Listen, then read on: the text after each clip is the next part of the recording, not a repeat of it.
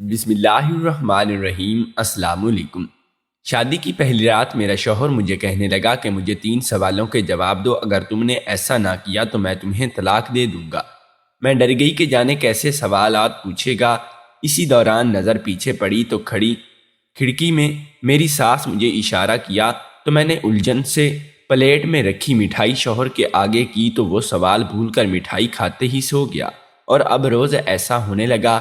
میری ساس سوال پوچھنے کی نوبت نہ آنے دیتی، لیکن ایک دن میں نے اسے مٹھائی نہ کھلائی، اور جب اس کے سوال سنے تو ہوش اڑ گئے کہ میرے نکاح کو چند ماہ ہی ہوئے تھے کہ میری ساس نے بتایا کہ ان کا بیٹا رخصتی چاہتا ہے۔ حالانکہ میں نے تو 2 سال کی مہلت مانگی تھی تاکہ میں اپنی پڑھائی مکمل کر سکوں، مگر میرے والدین نے ان کو ہاں کر دی، اور میں نے اپنے والدین کو سمجھانے کی بہت کوشش کی تھی کہ مجھے پہلے پڑھائی پوری کرنے دیں، بے شک بعد میں رخصتی کر دیں، مگر انہوں نے میری ایک نہیں مانی اور میری رخصتی طے کر دی۔ میں اتنی جلدی یہ سب نہیں چاہتی تھی، مگر ظاہر ہے کہ اب تو سارے فیصلے ہو گئے تھے تو مجھے ماننا ہی تھا۔ یہ سن کر مجھے حیرانی ضرور ہوئی تھی کہ رخصتی کا شور میرے شوہر نے ڈالا ہوا ہے، جبکہ نکاح سے لے کر اب تک ہمارے درمیان ایک بار بھی بات نہیں ہوئی تھی، بلکہ مجھے تو ایسا لگتا تھا کہ شاید یہ شادی ہی اس کی رضامندی کے خلاف ہوئی ہوگی۔ مگر اب جب کہ میری ساس کہہ رہی تھی کہ وہ رخصتی کے لیے اتاولا ہو رہا ہے تو میں حیران ہونا بنتا تھا۔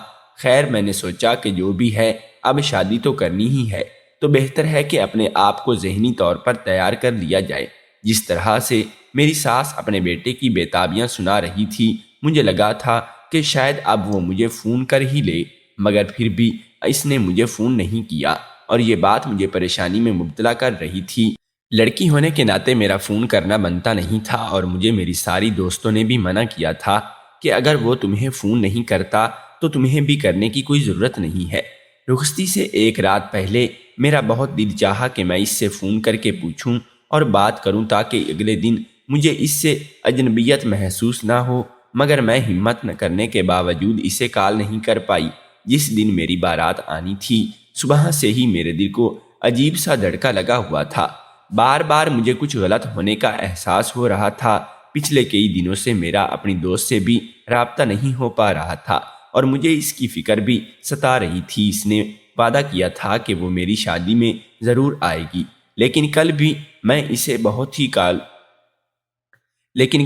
نے اسے بہت کالز کر چکی تھیں اور اس نے نہیں اٹھائی تھیں، تو مجھے فکر ہونے لگ گئی تھی کہ اس کے ساتھ سب ٹھیک بھی ہے یا نہیں، کیونکہ میں جانتی تھی کہ میرے وہ دوست ان دونوں شدید مشکلات میں گزر رہی ہے۔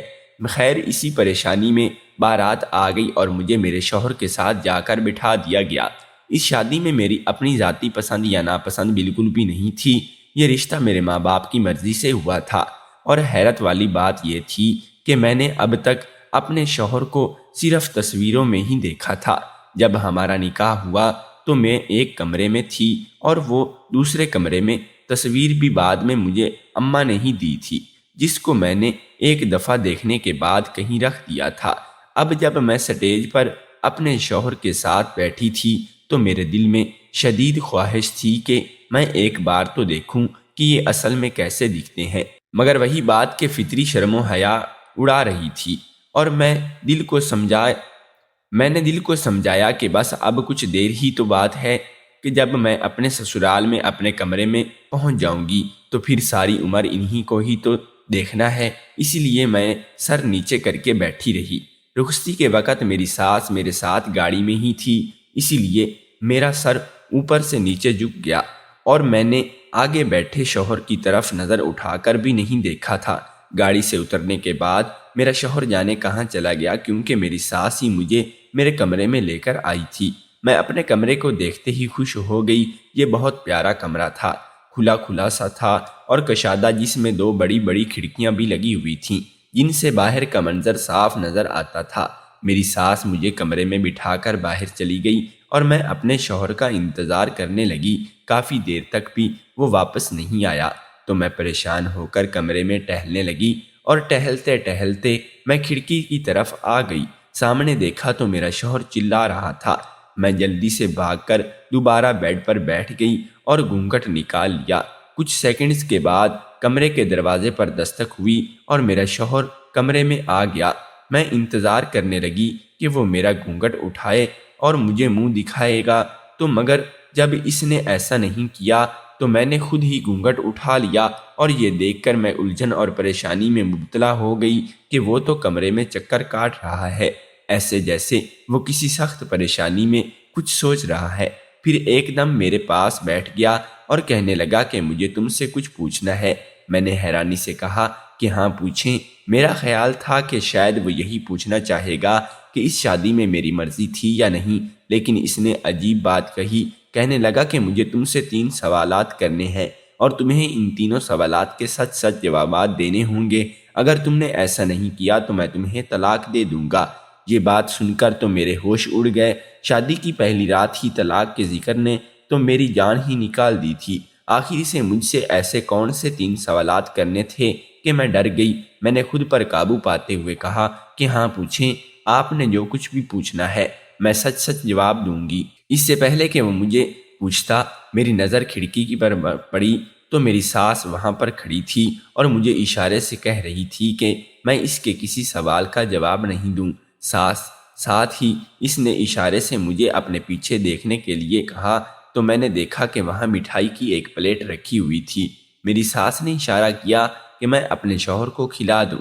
میں نے ڈرتے ڈرتے وہ پلیٹ اپنے شوہر کے آگے کی اور کہا کہ یہ مٹھائی کھا لیں، تو اس نے غصے سے مجھے دیکھتے ہوئے کہا کہ میں تم سے کچھ پوچھنے والا ہوں اور تم یہ مٹھائی میرے آگے کر رہی ہو، ہٹاؤ اسے یہاں سے، مجھے نہیں کھانی۔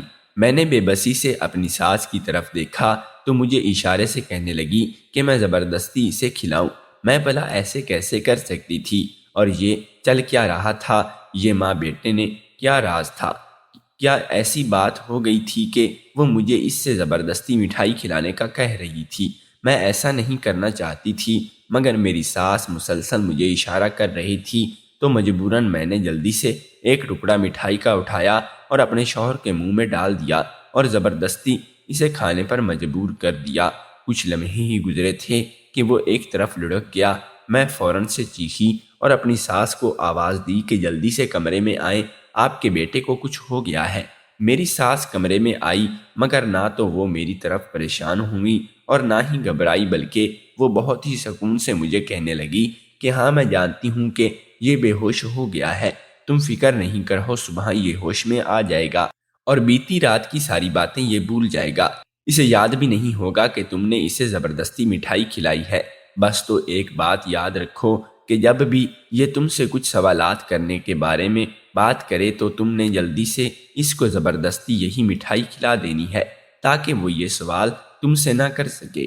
میں نے اپنی ساس سے پوچھا، ماں جی ایسی بھی کیا آخری بات ہے کہ جو وہ مجھ سے پوچھنا چاہتے ہیں اور آپ نہیں چاہتی کہ میں انہیں جواب دوں؟ کہنے لگی، نہیں ایسی کوئی بات نہیں ہے، بس میں نہیں چاہتی کہ تم سے کوئی الٹی سیدھی بات کرے، اسی لیے تمہیں محتاط ہونے کا کہہ رہی ہوں۔ میری ساس کمرے سے باہر چلی گئی اور میں سوچنے لگی کہ صبح جب میرے شوہر کو ہوش آئے گا تو اسے اتنا تو یاد ہی ہوگا کہ وہ کیوں بے ہوش ہوا ہے۔ پھر وہ مجھ سے پوچھے گا، میں کیا جواب دوں گی کہ میں نے زبردستی اسے مٹھائی کیوں کھلائی تھی؟ لیکن میری ساس کی بات سچ ثابت ہوئی۔ صبح میرا شوہر اٹھا تو اسے کچھ بھی یاد نہیں تھا۔ اس کے اٹھنے سے پہلے ہی میری ساس مجھے اپنے ساتھ باہر لے آئی تھی۔ میں اپنے شوہر کے لیے خود ناشتہ بناؤں، آج ہمارا ولیمہ تھا تو بہت سے کام کرنے والے تھے۔ میں نے ہم تینوں کے لیے ناشتہ بنایا۔ کچھ ہی دیر میں میرا شوہر بھی آ گیا۔ میں گزشتہ رات بھر سوچ سوچ کر پاگل ہو گئی تھی کہ آخر ان ماں بیٹے میں ایسا کیا چل رہا ہے، کیونکہ میں نے دیکھا تھا کہ وہ اپنی ماں سے بالکل بات نہیں کر رہا تھا اور نہ ہی ان سے بات کر رہا تھا، جبکہ میری ساس بہانے سے اس سے مخاطب ہونے کی کوشش کر رہی تھی، لیکن اس کا رویہ سرد مہری کے لیے تھا۔ شاید اسی لیے اپنی ماں سے کوئی ناراضگی چل رہی تھی اور وہ اپنی ماں کے متعلق اس سوال کو پوچھنا چاہ رہا تھا، اور میری ساس ایسا نہیں چاہتی ہوگی، اس لیے اس نے اپنے بیٹے کو بے ہوش کروا دیا۔ سارا دن تو وقت نہیں ملا کہ میں اپنے شوہر سے بات کر سکوں۔ رات کو جب وہ میرے کمرے میں آیا تو اس نے آتے ہی پھر سے کل والی بات ہی دہرائی اور کہنے لگا کہ مجھے تم سے کچھ پوچھنا ہے اور مجھے امید ہے کہ تم سچ سچ جواب دو گی۔ میں ابھی پوچھنے ہی والی تھی کہ پھر سے میری نظر باہر پڑی۔ میری ساس آج بھی وہاں موجود تھی اور مجھے اشارے سے کہہ رہی تھی کہ میں اس کے کسی سوال کا جواب نہیں دوں اور اسے مٹھائی کھلا دوں۔ میں اپنی ساس سے ہرگز بھی بگاڑ پیدا نہیں کرنا چاہتی تھی، کیونکہ وہ دونوں تو ماں بیٹے تھے اور ان میں آج نہیں تو کل صلح ہو ہی جاتی۔ لیکن اگر میں اپنی ساس کو ناراض کر دیتی تو شاید میرا اس گھر میں جینا مشکل ہو جاتا۔ اسی لیے میں نے آج بھی وہی کیا اور اپنے شوہر کو زبردستی مٹھائی کھلا دی اور وہ کل کی طرح بے ہوش ہو گیا۔ اور اب یہ کوئی ایک دن کی بات نہیں تھی، روز ہی ہونے لگا تھا۔ میری ساس سوال پوچھنے کی نوبت نہ آنے دیتی تھی، نہ دن بھر وہ سائے کی طرح میرے آس پاس رہتی تاکہ اس کا بیٹا مجھ سے بات نہ کر سکے، اور رات کو اپنے بیٹے کو بے ہوش کروا دیتی۔ مجھے یہ سب بالکل بھی اچھا نہیں لگ رہا تھا۔ میں نے ایک دو بار اسے منع کیا تو الٹا اس نے مجھے ہی باتیں سنا دی۔ میری ساس بھی کوئی عجیب ہی عورت تھی، کبھی تھی تو اس کا رویہ مجھ سے اتنا اچھا ہو جاتا، مجھے اپنے نصیبوں پر رشک آنے لگتا، مجھے اتنی اچھی ساس ملی ہے، اور کبھی اس کا رویہ ایسا ہو جاتا کہ مجھے لگتا کہ مجھ سے زیادہ مظلوم تو اس دنیا میں کوئی بھی نہیں ہے۔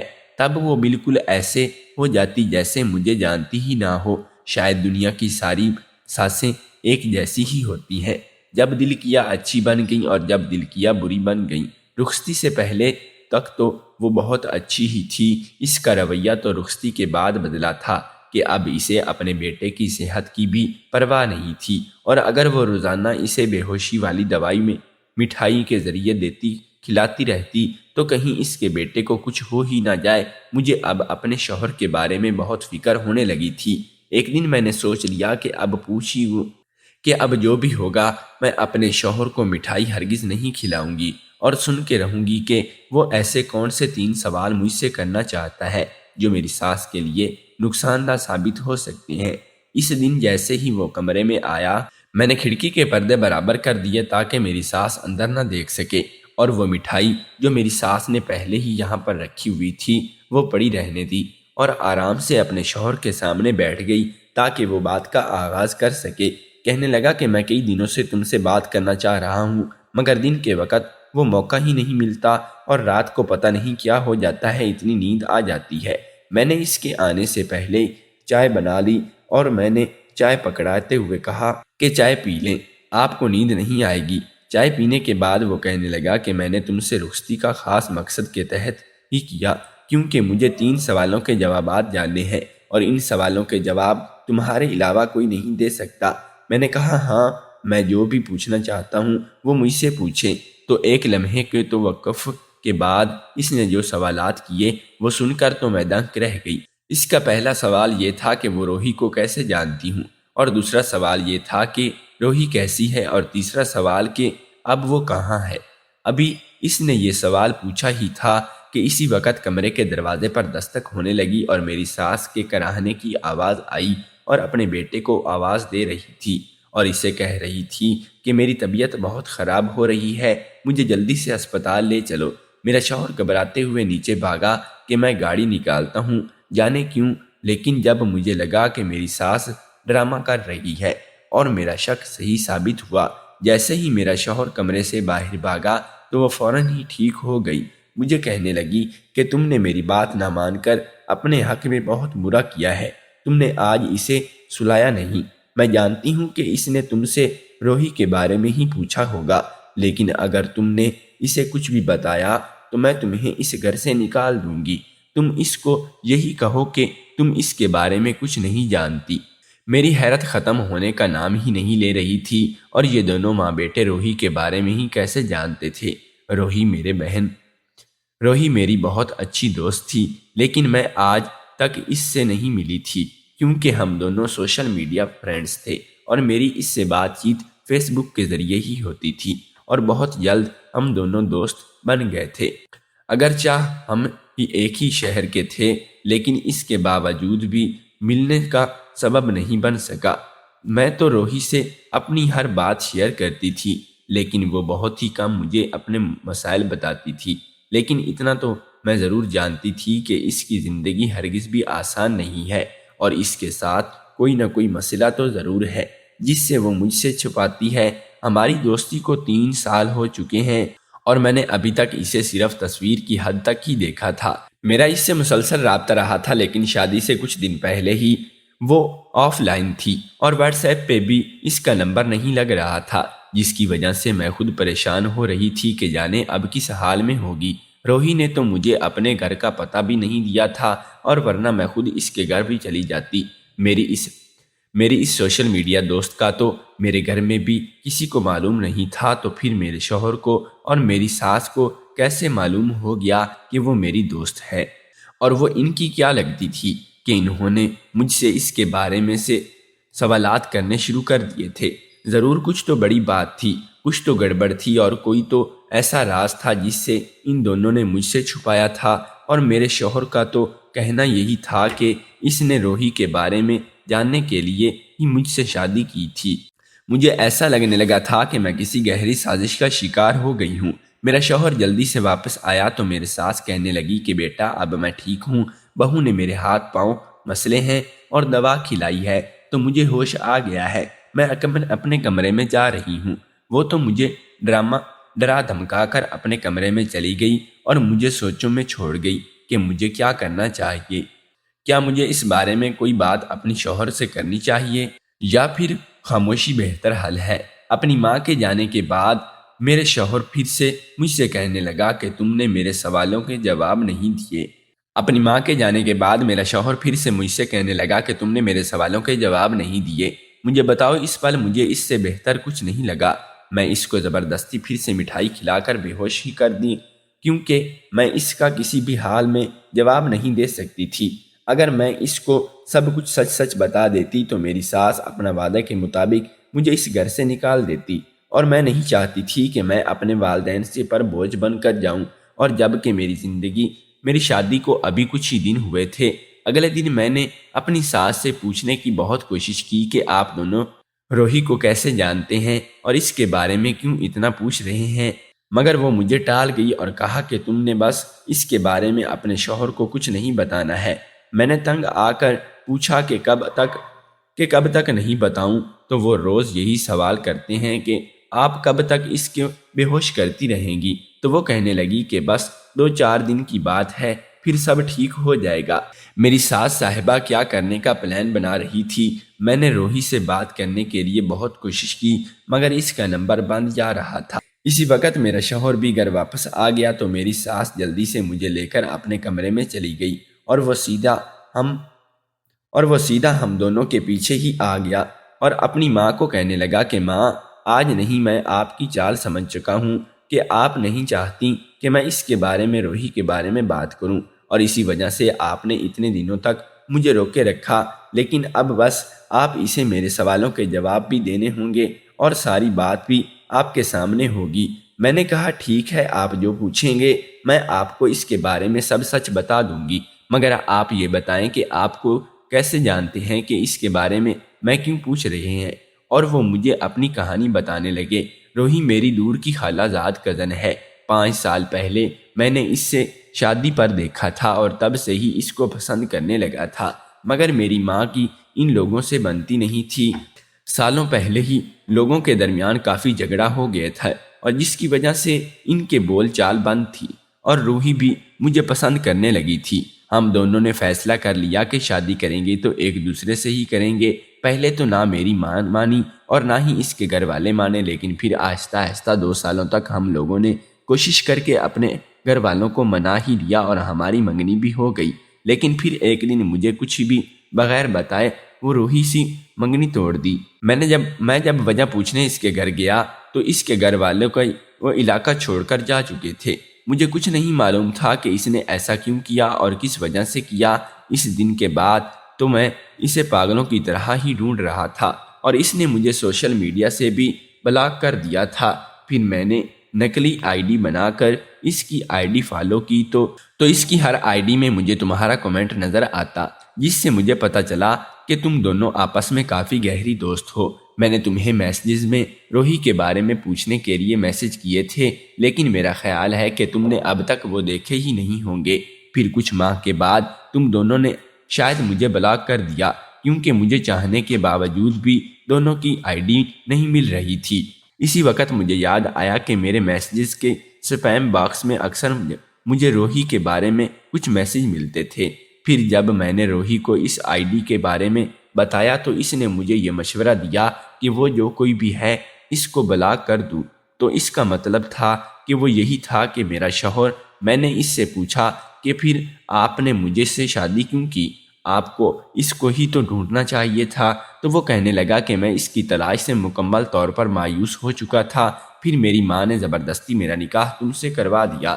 نکاح کے کچھ عرصہ کے بعد ہی مجھے پتہ چلا کہ تم روحی کی دوست ہو۔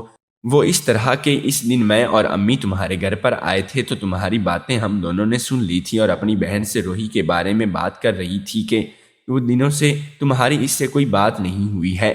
جانے وہ کس مشکل میں ہے کہ سوشل میڈیا پر بھی نظر نہیں آ رہی۔ پھر میں نے تمہاری بہن کے ذریعے تمہارا موبائل نمبر منگوایا اور تمہاری آئی ڈی دیکھی تو میں چونک کر رہ گیا۔ میرا شک ٹھیک تھا، تم روحی کی دوست تھی جس سے میں نے اس کے بارے میں پوچھا کرتا تھا۔ اسی لیے میں نے رخصتی میں جلدی مچائی کہ میں تم سے اس کے بارے میں یہ سب دریافت کر سکوں۔ مجھے بتاؤ کہ وہ کہاں ہے اور کیسی ہے، کس حال میں ہے۔ یہ ساری کہانی سن کر میں سمجھ چکی تھی کہ کب کیا ہوا ہوگا۔ میں نے اپنی ساس کی طرف دیکھتے ہوئے کہا کہ سوال تو اب آپ کو اپنی ماں سے کرنا چاہیے کہ وہ کہاں سے آئے اور کس حال میں۔ روحی نے مجھے اپنی تھوڑی سی بہت جو کہانی بتائی تھی اس کے مطابق یہی تھا کہ اس کی منگنی ہو گئی تھی، لیکن اس کے ہونے والی ساس اسے پسند نہیں کرتی تھی۔ اسی لیے ایک دن اس کے ہونے والی ساس اسے دھمکی دے کر اس نے اس کے بیٹے سے منگنی نہیں توڑی تو اسے کہیں بھی منہ دکھانے کے قابل نہیں چھوڑیں گی۔ ان لوگوں کو اتنا مجبور کیا کہ اس بیچاری نے خود ہی منگنی توڑ دی اور گھر والے کسی اور جگہ پر چلے گئے تھے۔ پھر کچھ عرصہ کے بعد اس کی شادی بھی ہو گئی اور اس کی بیٹی بیمار ہے جس کی وجہ سے وہ آج کل کسی سے بھی رابطے میں نہیں ہے۔ پھر اچانک سے مجھے خیال آیا کہ جب میرا نکاح ہوا تھا تو میں نے اسے اپنے شوہر کی تصویر بھیجی تھی۔ اس دن کے بعد سے ہی وہ مجھ سے رابطے میں نہیں تھی۔ ہم دونوں نے مل کر اسے تلاش کرنے کی بہت کوشش کی مگر وہ ایک بار بھی دنیا کی بھیڑ میں گم ہو چکی تھی۔ میری ساس نے اپنے بیٹے سے معافی مانگی تو وہ مجھے اس غلطی کے لیے معاف کر دے۔ میں